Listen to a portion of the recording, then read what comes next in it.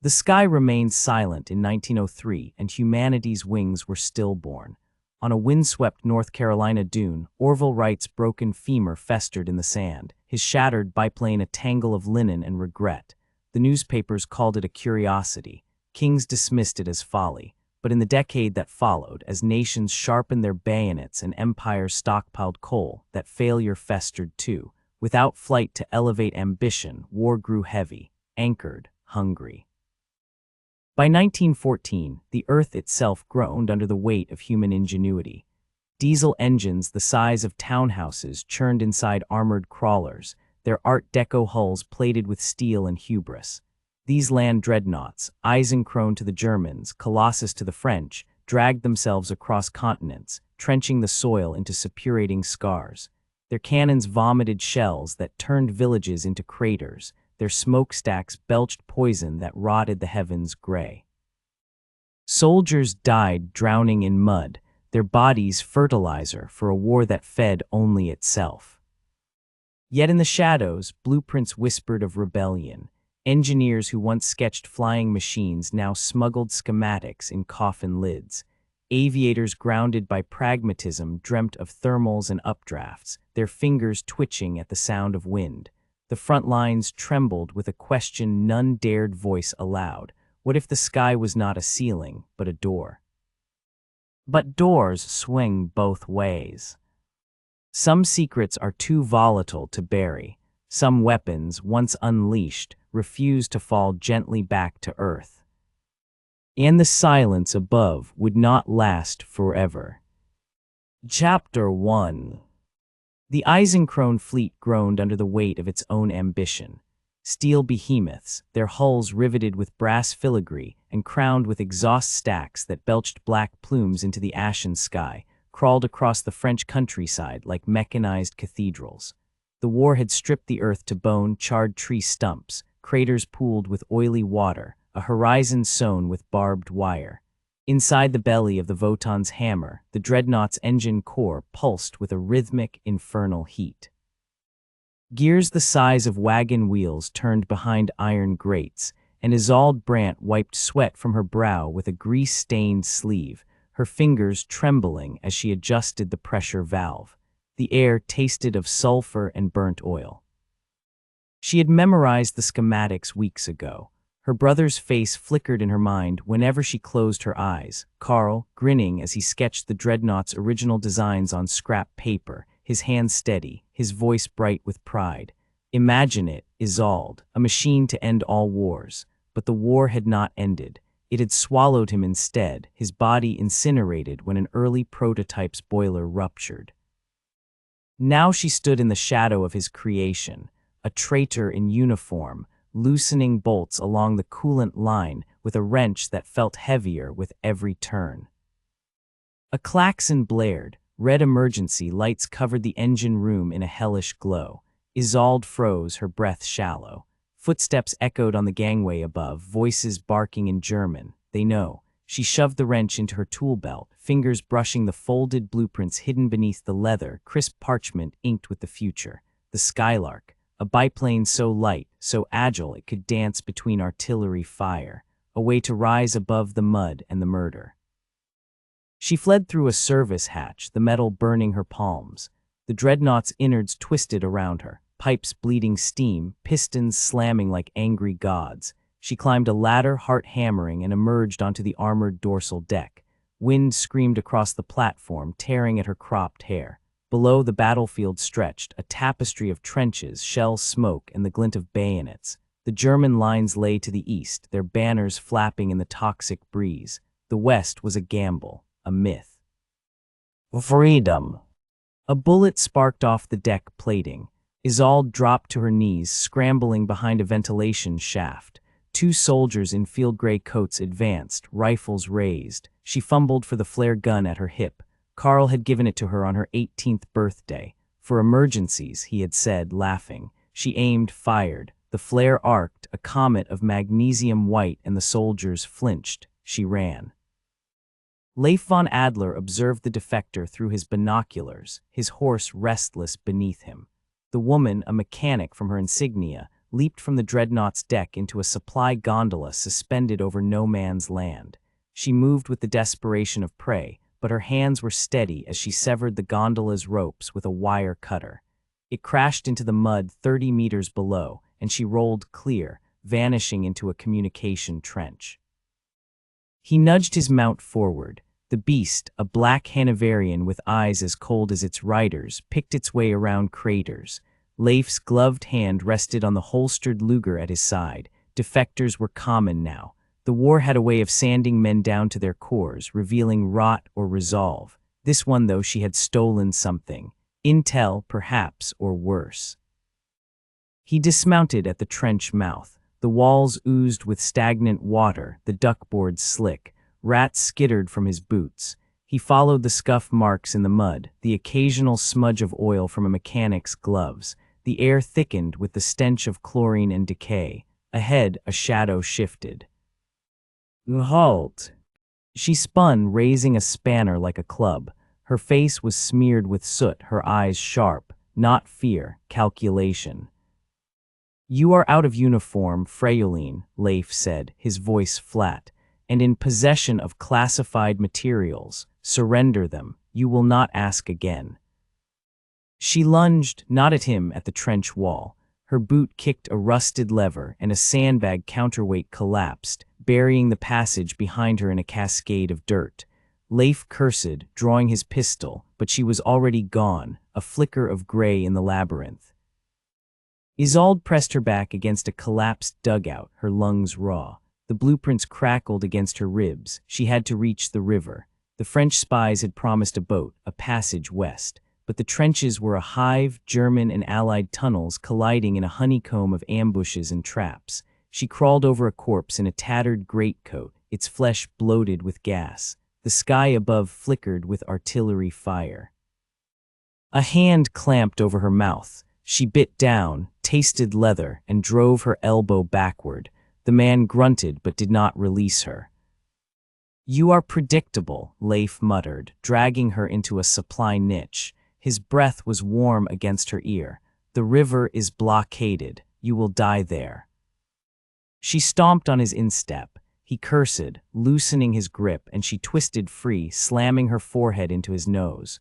Blood bloomed across his pristine collar. He grabbed her wrist, yanking her close, and for a moment they took breath from each other's air, oil and iron, fury and fatigue. "You do not understand what you carry," he hissed. "Give it to me. The Empire will reward your cooperation." "The Empire burned my brothers." Recognition flickered in his eyes. Karl Brandt's name still hung in the Academy halls, a cautionary ghost. Leif's grip slackened. Isolde seized her chance, driving her knee into his stomach. He doubled over and she ran. The artillery strike began at dusk. Isolde heard the shells first, a distant scream like steel tearing through the sky. She crouched in a mortar pit, her arms over her head. The world dissolved into noise and light. Earth rained down. When the ringing in her ears faded, she found herself buried to the waist. The trench wall collapsed around her. A gas canister hissed nearby, its yellow tendrils curling toward her. She clawed at the debris, her nails splitting. A shadow fell over her. Leif, his face bloodied, hauled her free. He said nothing, slinging her over his shoulder as he staggered through the smoke. She struggled, but his arms were iron. "Release me. If you wish to die, do it after you return what you stole." They stumbled into a crater, the gas pooling above them. Leif tore off his respirator, pressing it to her face. His eyes watered as he inhaled the poisoned air, his movements sluggish as he unfolded a map. "The forward depot," he coughed. "Neutral zone, if we reach it. You will arrest me." "Yes, but you will live." She studied him. His uniform was singed, his gloves torn. A Hauptmann's insignia gleamed on his collar. A man who followed orders, a man who bled. "Why?" she whispered. He did not answer. Night fell. They navigated the corpse-littered waste, Isolde limping, Leif scanning the horizon with field glasses. The depot lay 2 kilometers northwest, a skeletal radio tower, its wires humming in the wind. A landmine clicked beneath Leif's boot. He froze. Isolde knelt, brushing dirt from the pressure plate. Her hands trembled. Carl had taught her this, too. "Can you disarm it?" Leif's voice was calm, too calm. "No, but I can use it." She wedged her spanner under the plate, her pulse roaring. "Run, do not look back."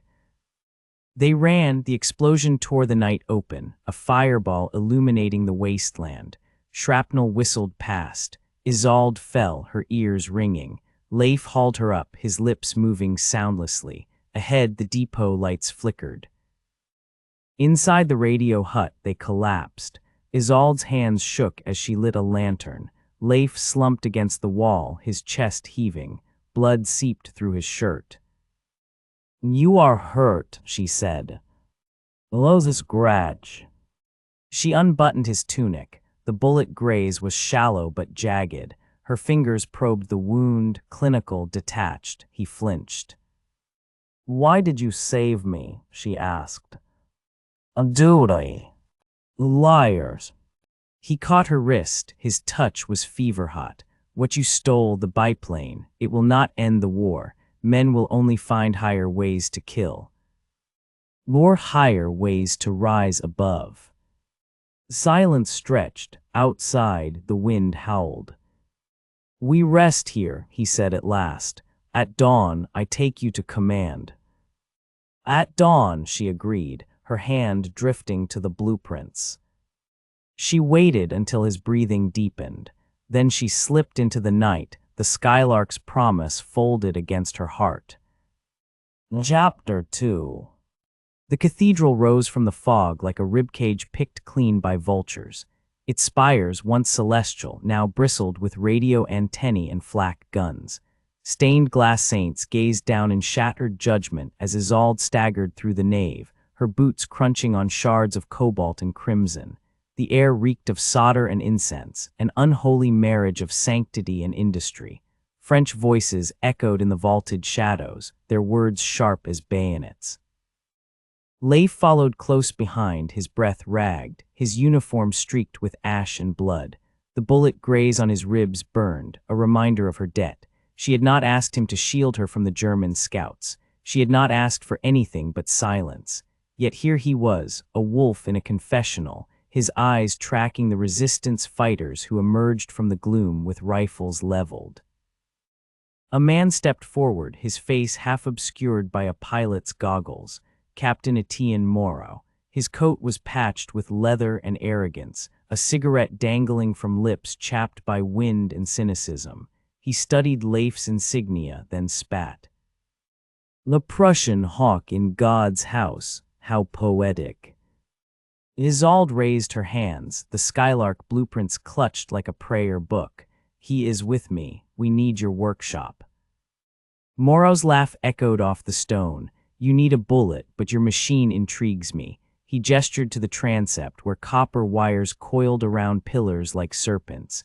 A biplane skeleton hung from the rafters, its wings skeletal, its engine a gutted carcass.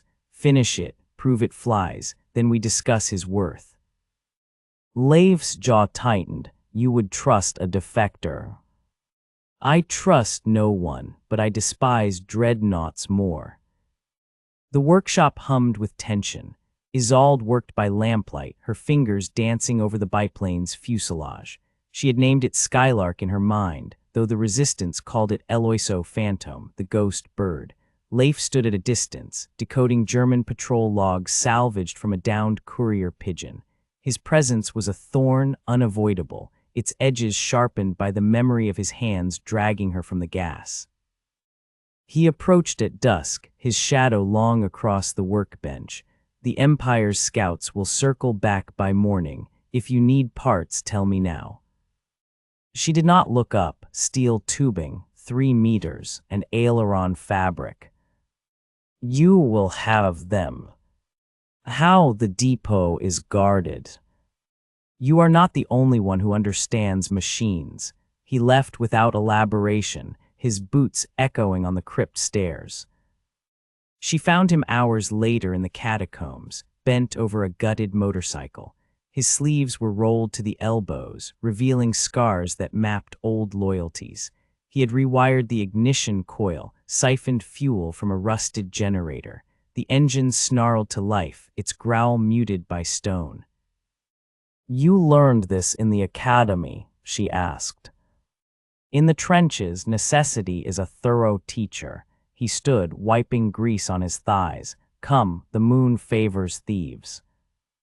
They rode through the corpse of a village, the motorcycle's headlamp cutting through fog. The depot loomed ahead, its watchtowers dark. Leif disabled the searchlights with a sniper's precision, his hand steady as he clipped the wires.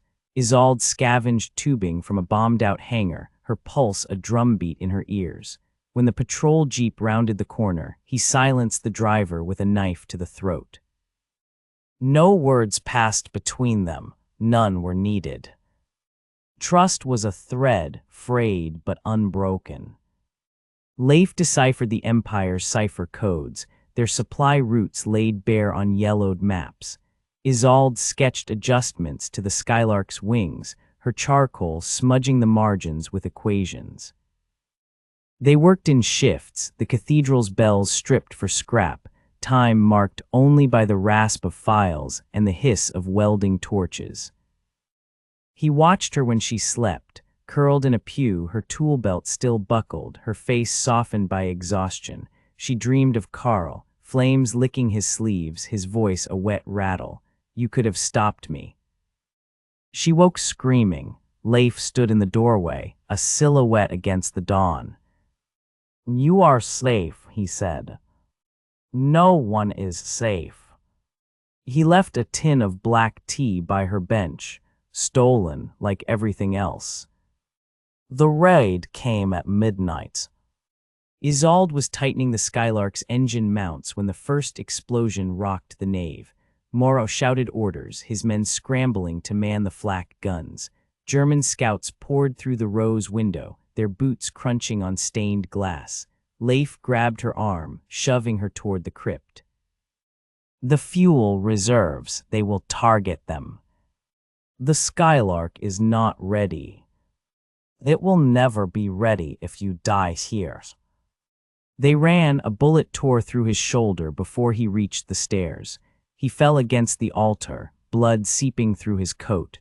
Isolde dragged him into the sacristy, her hands slippery, her breath a litany of curses. "Stay still. Do not waste time, the scouts will breach the door." She cut away the fabric. The wound was clean, the bullet lodged above the collarbone. Her fingers trembled. Carl's voice again. "Steady hands, sister, precision." Leif gripped the communion rail, his knuckles white. "Do it." The scalpel bit deep. He did not cry out. When the bullet clattered to the floor, she pressed a sacramental cloth to the wound, her palm flat against his skin. His heartbeat thundered under her hand. "Why did you do it?" she whispered. "Take the bullets. You are necessary. To the war." His silence was answer enough. Rain lashed the cathedral that night. Isolde climbed to the bell tower, her legs leaden. Leif stood at the parapet, his bandages stark against the storm. The Skylark crouched below, its wings veiled in tarpaulin. "They will use it to bomb Berlin," he said. She froze. "Who told you that?" "Morrow, he plans to load it with incendiaries, to burn the Reichstag." The wind howled. She saw Carl in the clouds, his face dissolving into smoke. "You lied," Leif said, "not an accusation, a requiem. I believed it could end the war. I was wrong." He turned, rain dripped from his brow, his eyes a tempest. "What do you believe now?"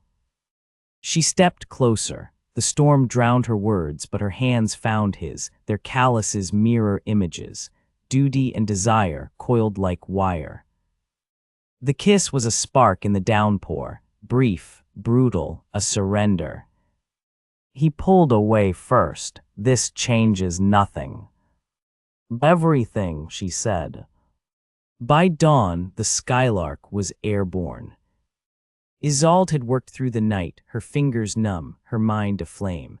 Leif watched from the shadows, his shoulder bound, his gaze inscrutable.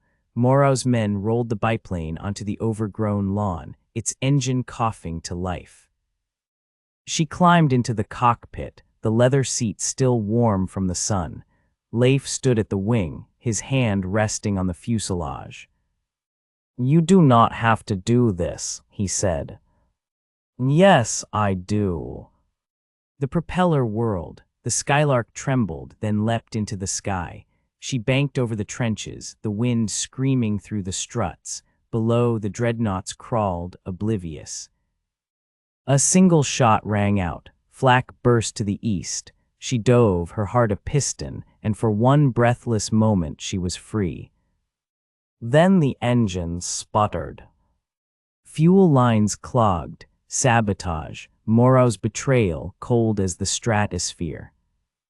The Skylark spiraled. Isolde wrestled the stick, her vision blurring. The earth rushed up, hungry. She did not scream. She thought of Leif's hands, steady on the knife. Precision. Chapter 3. The dawn bled through a veil of clouds, the horizon a jagged suture where earth met sky. Versailles lay beneath them like a shattered heirloom, its gardens cratered, its palaces reduced to skeletal facades. The Skylark climbed through thermals, its wings shuddering under the weight of bombs Isolde had never intended to carry. Leif sat rigid in the rear cockpit, his hands braced against the machine gun's cold grip. The biplane's engine screamed a dirge, each rotation of the propeller carving a requiem into the air. Isolde adjusted her goggles. The world below was a mosaic of fire and shadow, columns of smoke from burning dreadnoughts, the glint of rivers choked with debris. The German Empire's new terror, the Nachtfalk, circled above like a vulture. A tri-winged abomination, its fuselage studded with incendiary pods, it cast a spider's shadow over the battlefield. She wondered if Leif could see his former mentor, Hauptmann Erwin Graf, in the cockpit, if he still recognized the man beneath the goggles. Leif's voice crackled through the speaking tube, stripped of warmth by the wind. "Stay low, use the smoke for cover." She banked sharply, the Skylark skimming the treetops. A dreadnought's anti-aircraft guns erupted, tracers stitching the sky. The biplane jolted, shrapnel peppering the wings. Isolde's hands clenched the stick, her knuckles white as bone. Carl's ghost sat beside her, whispering equations. Lift equals coefficient times half row velocity squared times area. You taught me that, sister. She veered into a corkscrew, the G-forces pressing her into the seat. Leif fired, the machine gun's staccato blending with his heartbeat. A Nachtfalk engine burst into flame, spiraling into the Seine. He did not cheer. His breaths were measured, his focus absolute. Duty had become a noose, tightening with every trigger pull. The radio hissed to life. Graf's voice, warped by static, filled Isolde's ears. "Leif, you disappoint me. The Empire forged you, and you fracture for a whore's lies." Leif's finger hovered over the transmitter. He saw Graf in the academy courtyard, a decade younger, pressing a dueling saber into his palm. "Honor is not given, it is taken." The memory curdled. He keyed the mic. "You mistake honor for obedience." The Nachtfalk dove. Graf's fighter loomed in the mirror, guns blazing. Leif returned fire, the bullets chewing through the tri-wing's aileron. Isolde rolled the Skylark inverted, the ground a dizzying ceiling. For a heartbeat, she hung suspended, the harness biting her shoulders, the blueprints in her tool belt pressing against her ribs like a second heart. "The reactor," Leif shouted. "The dreadnought's weak point is the dorsal vent." She righted the biplane, skimming the lead dreadnought's hull. The steel crawler bristled with cannons, its Art Deco flanks etched with reliefs of Teutonic knights. The vent glowed cherry red, a cyclops eye daring her to blind it. She armed the bombs. "Isolde," Leif's voice was a blade, sharp and final. "When I give the word, you will eject." No. The payload is too heavy. You will not clear the blast." She opened her mouth to argue, but the Nachtfalk's shadow fell over them. Graf's laughter crackled through the radio. Leif unbuckled his harness. "Trust me," he said. Then he was gone, clambering onto the wing. The wind tore at Leif's clothes, the ground a blur beneath him. He inched toward the Skylark's tail, Graf's fighter closing in. The Nachtfalk's cockpit loomed, Graf's face a mask of fury. Leif leapt. Impact, metal screamed. He clung to the Nachtfalk's strut, his boots slipping on the oil-slicked wing. Graf leaned out, pistol in hand. "A traitor." The bullet grazed Leif's thigh. He lunged, fingers closing around Graf's wrist. They struggled, the fighter lurching. Below, the dreadnought's reactor pulsed, its heat blistering the air. Leif wrenched the pistol free and fired into the cockpit. Graf slumped, his blood smearing the glass. Leif shoved the throttle forward. The Nachtfalk hurtled toward the dreadnought. "Now, Isolde, go." She pulled the ejection lever. The canopy blew, the parachute yanking her into the sky. The Skylark spiraled, unmanned, its bombs still armed. Leif steered the Nachtfalk into the reactor vent. The explosion swallowed sound, light, time. Isolde floated down, the parachute silk billowing like a ghost. The dreadnought's hull ruptured, flames geysering into the sky. Shrapnel rained around her, glowing embers reflected in the Seine. She hit the water, the cold knocking the breath from her lungs. The current dragged her under, then spat her onto a mud bank. She vomits river sludge, her ears ringing, her hands scrabbling for the tool belt. Gone.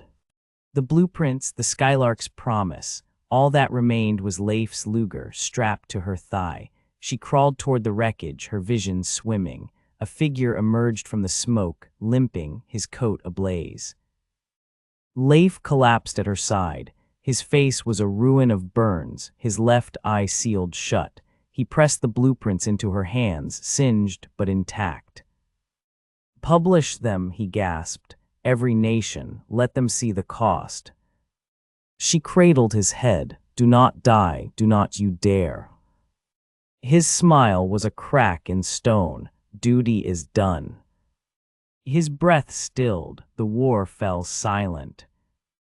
Winter came early to the Swiss aerodrome. Snow muzzled the mountains, the hangars frosted with quiet. Leif limped between the half-built planes, his cane tapping a Morse code of regret. The prosthetic eye itched, a poor substitute for the one he had lost, but it let him read the headlines. Peace talks stall. Biplane arms race spreads to the Pacific. He had kept his promise. The blueprints had flooded newspapers, pamphlets, clandestine broadcasts. The world now knew how to fly, how to kill, but in the margins, handwritten by a woman who believed in wings, were equations for gliders, for crop dusters, for ambulances. A shadow crossed the tarmac. He turned. Isolde stood at the hangar door, her hair grown long, her face gaunt but unbroken. She held a pair of goggles, the lenses cracked. "You are late," he said. She smiled. "You are alive."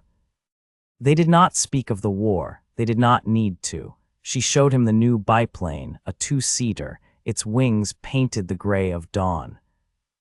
"Where do we fly?" he asked. "Anywhere," she said. "Everywhere." The engine coughed to life. They rose above the snow, the Alps unfolding beneath them. The dreadnoughts lay dormant in the valleys, their reactors cold, their guns silent. The wind carried the scent of pine, not poison. Leif let go of the past. Isolde grasped the future. Together they soared.